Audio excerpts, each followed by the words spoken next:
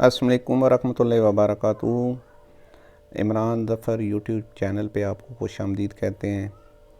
आज हम एक नई वीडियो के साथ हाज़िर खिदमत हैं और आज की हमारी वीडियो जो है वो टेक्स्ट रिटर्न मोबाइल के ज़रिए से सबमिट करने का तरीका आपको बताया जाएगा। तो इसमें सबसे पहले हम प्ले स्टोर पे चलते हैं और यहाँ से हम टेक्स्ट आसान के नाम से ऐप को इंस्टॉल करेंगे। टाइम बचाने के लिए मैंने ऑलरेडी कर लिया है इंस्टॉल, तो इसको हम ओपन करते हैं। आप इंस्टॉल करके ओपन करेंगे तो इस तरह का इंटरफेस आपके सामने नज़र आएगा। अब इसमें देखिएगा इनकम टैक्स रिटर्न मालूमात और सेल टैक्स वगैरह, इन पे आपको लॉक नज़र आ रहे हैं। ये लॉक इसलिए नज़र आ रहे हैं क्योंकि अभी हम साइन इन नहीं हुए। ऊपर ये 3 बार जो नज़र आ रहे हैं आपको, इस पर आप क्लिक करेंगे तो इसमें साइन इन, साइन अप और forget password, tax, income tax return, इस तरह के ऑप्शन आपको नज़र आएंगे। तो पहले सबसे पहला काम हम साइन इन करते हैं। साइन इन यहाँ से भी हम कर सकते हैं और सीधा यहाँ से इनकम टैक्स रिटर्न से भी करेंगे।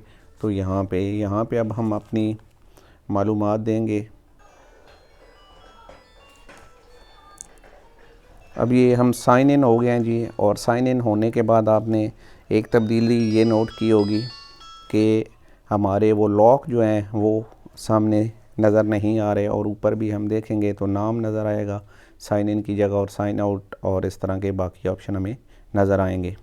कोशिश करेंगे कि जल्दी से आपको ये सारा प्रोसेस बता दिया जाए, आपका कम वक्त लिया जाए और उसमें आपको सारी चीज़ें बता दी जाएं। तो सबसे पहले हम क्या करेंगे, इनकम टैक्स रिटर्न पे इधर से भी जा सकते हैं, मेन स्क्रीन से भी, और ऊपर से भी आपको यहाँ पे ऑप्शन नज़र आएगा इनकम टैक्स रिटर्न का। तो जो आपको आसान लगे उस तरह आप कर सकते हैं। मैं चलें यहाँ से इसको हटाता हूँ और मेन स्क्रीन से ही यहाँ से ये मैंने क्लिक कर दिया।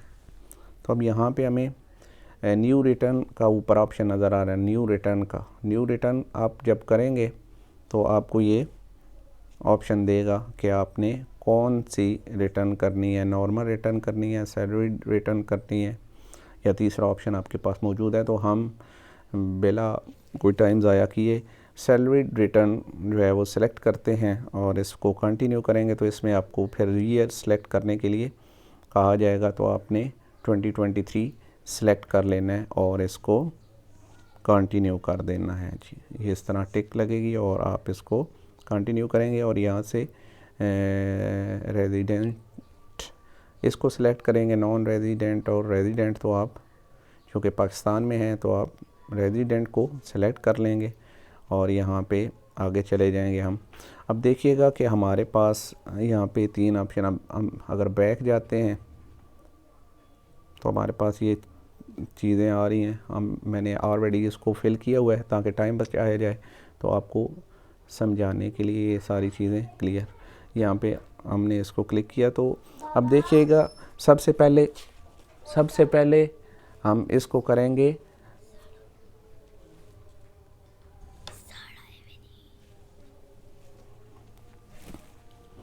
तो अब हम इनकम टैक्स जो है जी, इनकम टैक्स फ्रॉम सैलरी जो है वो सिलेक्ट करेंगे। सोर्स ऑफ इनकम हमने पहले बताना है कि हमारी इनकम कहाँ से आई है। तो चूँकि हमारी इनकम एनुअल सैलरी हमारी सैलरी होती है, तो वो वहाँ यहाँ पे हम ये रकम देंगे एनुअल सैलरी पे, जितनी भी हमारी सैलरी बनी है वो देंगे और इसमें सारी अमाउंट लिख देंगे साल की। और इसमें आपका मेडिकल टैक्स जो होता है वो एग्जेम्प्ट होता है, तो वो निकाल के आप लिख सकते हैं। और नीचे आपने जो उस पे टैक्स दिया है वो लिख देंगे, जो आपने जितना आपकी अमाउंट टैक्स से एग्जेम्प्ट है।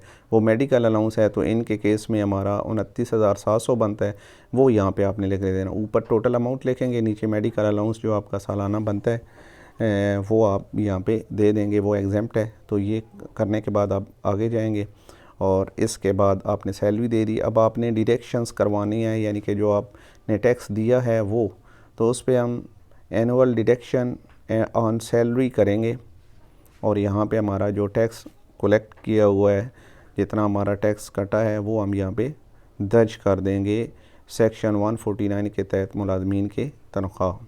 तो यहाँ से deduction, annual deduction on salary पे हम इसको लिख के आगे चले जाएंगे।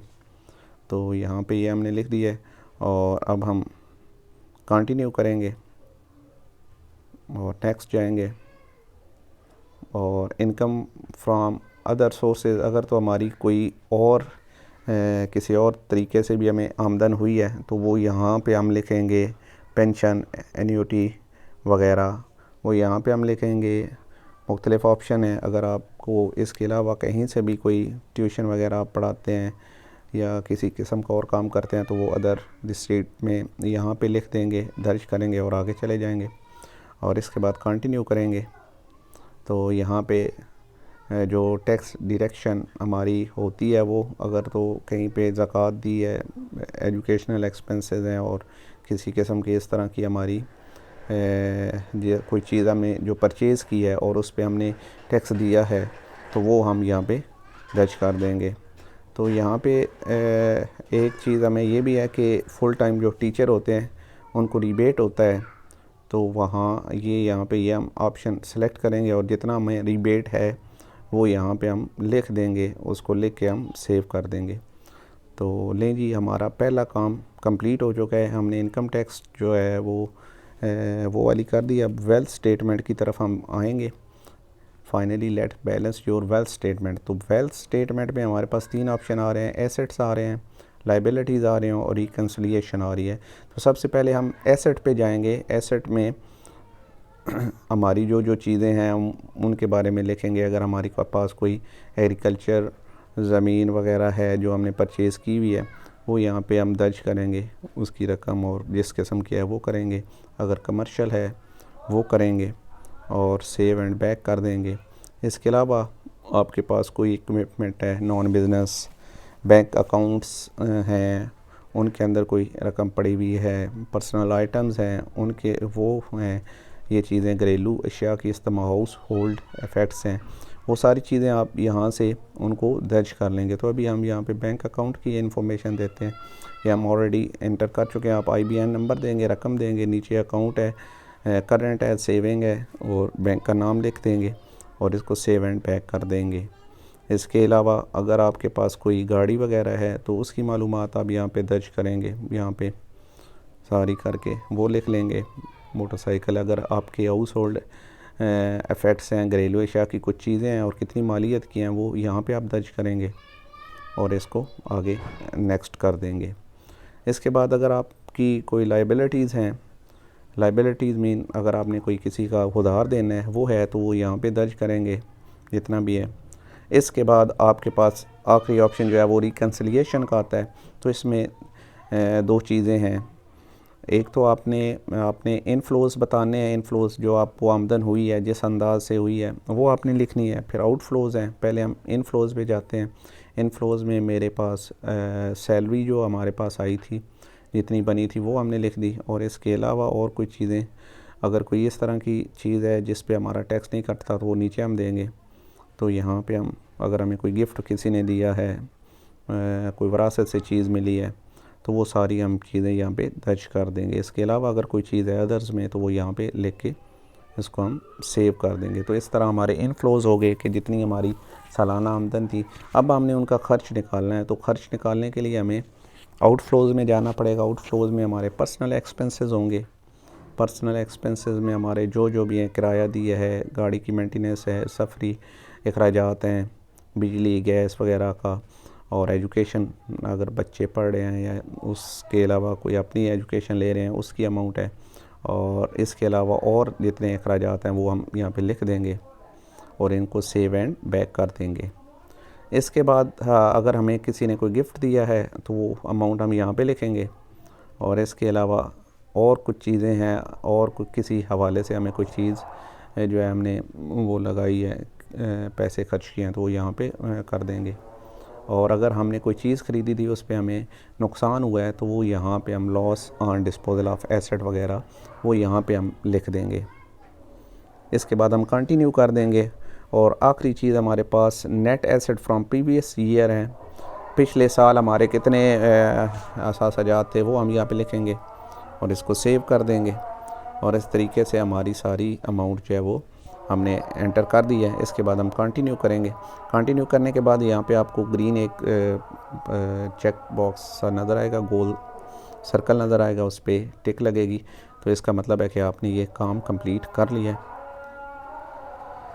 तो इसके बाद आपका आखिरी काम ये रह जाएगा कि आपको एक स्क्रीन नज़र आएगी, वो हमारा यहाँ पे कुछ इशू कर रही है। अच्छा, इससे पहले मैं आपको एक और चीज़ बता दूं कि आपने देखना है कि आपका सारा काम ठीक हो चुका है कि नहीं। तो इसमें आप ऊपर यहाँ पे देखिएगा,